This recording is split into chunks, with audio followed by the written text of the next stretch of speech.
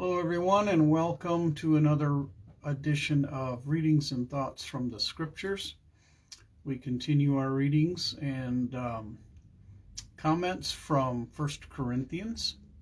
We are going to wrap up the section in 1 Corinthians that began back in chapter 8 regarding food offered to idols and whether or not we can conscientiously and are justified in eating food offered to idols.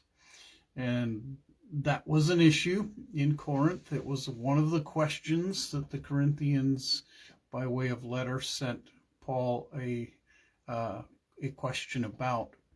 And so it comes to a conclusion in 1 Corinthians chapter 10, verses 23 through chapter 11, verse 1. Reminding everyone that the division of our scriptures into chapters and verses sometimes interrupts right in the middle of a conversation. And so that's why we see that in places like where 1 Corinthians 10 in our Bibles ends, and yet there is a thought that carries over into the first verse of chapter 11, which is really a part of this long and informative conversation Paul has regarding the world in which we live, getting along in the world in which we live without offending ourselves, without offending others, and yet at the same time maintaining the basic principles of love of God and love of neighbors and discernment of the things that in this world that are of the enemy, of the demons who are the creators, if you will, and leaders in all of the other religious activities of human beings who have not come to know Christ.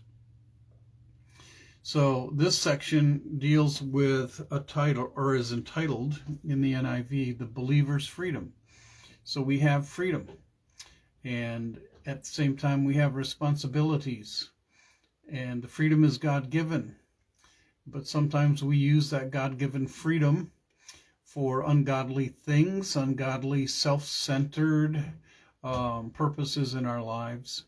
And we are directed in here and throughout the Scriptures to be more concerned for pleasing God and loving our neighbors than pleasing ourselves and loving only ourselves. So here is the end of this discussion in 1 Corinthians 10, 23 through chapter 11, verse 1. He starts with a quotation. This is rhetorical. That means he is writing a pretend conversation as an illustration of what he believes that people believe and would say. I have the right to do anything you say, but not everything is beneficial. Another quotation. I have the right to do anything, repeated again, end quote, but not everything is constructive. So we have our rights, but not everything's beneficial.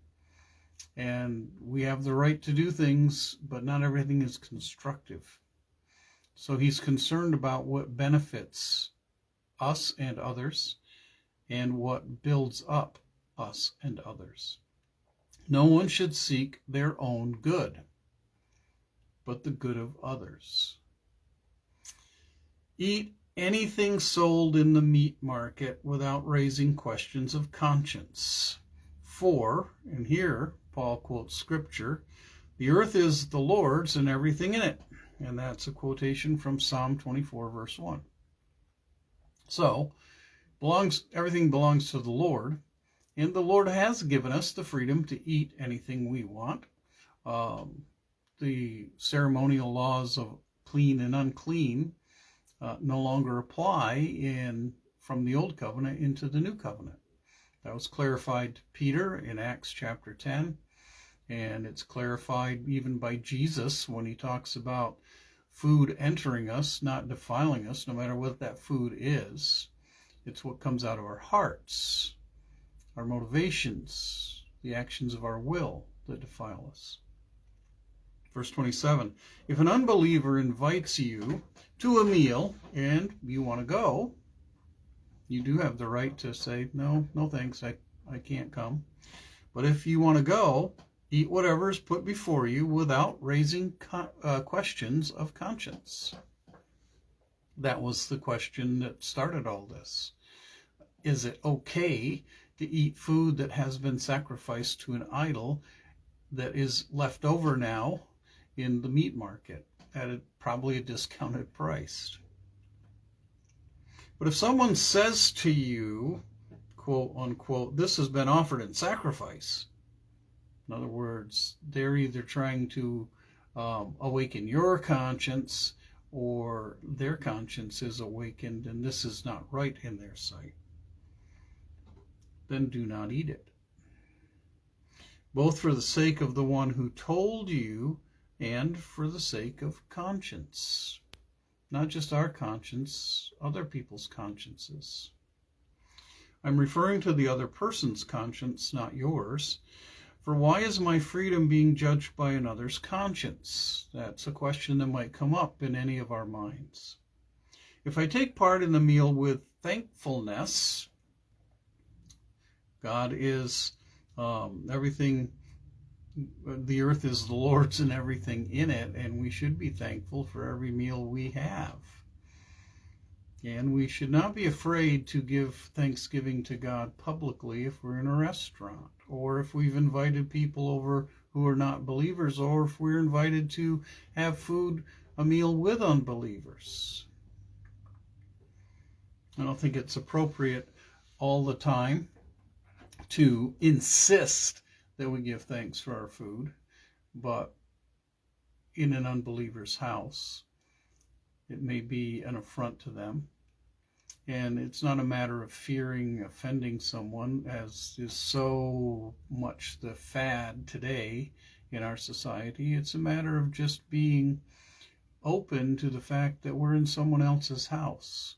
And if they do not give thanks openly, then we can give thanks privately and just go on with the meal. If I take part in the meal with thankfulness, why am I denounced because of something I thank God for? You know, what's the big deal? The meat's been offered to idols. Idols are nothing. They're just revelations of demons trying to deceive people. But the meat itself is meat. And it's meat that was initially created and provided by God. And so it's okay to eat the meat. There's no law against eating the meat. But if someone's conscience is disturbed by that, that changes things. That's why Paul asks this rhetorical question.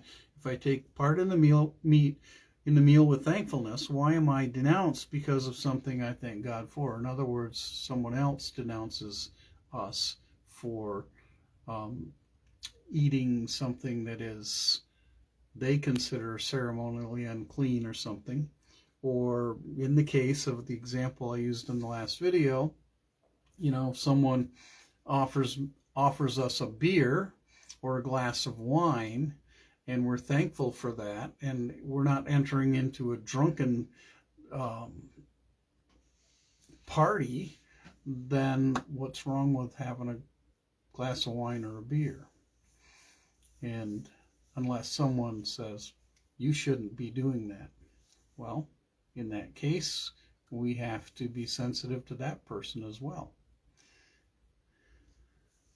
So whether you eat or drink, or whatever you do it all for the glory of God. Do not cause anyone to stumble, whether Jews, Greeks, or the church of God. Even as I try to please everyone in every way, Paul addressed that back in chapter 9.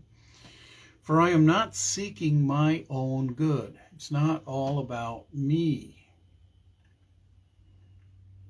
but the good of many, so that they may be saved. Every relationship with every person that we encounter is an opportunity for us to glorify God and reveal the gospel to someone who may not understand the gospel, may have even rejected the gospel. I'm not seeking my own good, but the good of many, so that they may be saved. And then verse 1 of chapter 11 is the last statement in this topic. He goes on to something different in verse 2. Follow my example as I follow the example of Christ. A lot of people want us to follow their example. A lot of people are duped into thinking if we follow the example of some politician or some celebrity or some athlete or some person that we know personally who we admire, sometimes religious leaders, we have to be careful because we don't want to follow the examples of other humans. We need to follow the example of the God who became a human, Jesus. And that's what Paul is saying.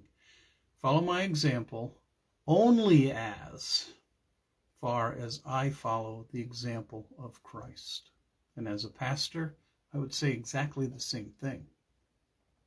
I am a sinner, and I always will be a sinner. You are sinners. You will always be sinners. So we may be good witnesses to Christ. And so what Paul is saying is true. Follow my example, but only if my example is following the example of Christ. So it's simple, can be kind of confusing. Don't follow people, follow Jesus. Following Jesus, you will have no problem having a relationship, a friendship,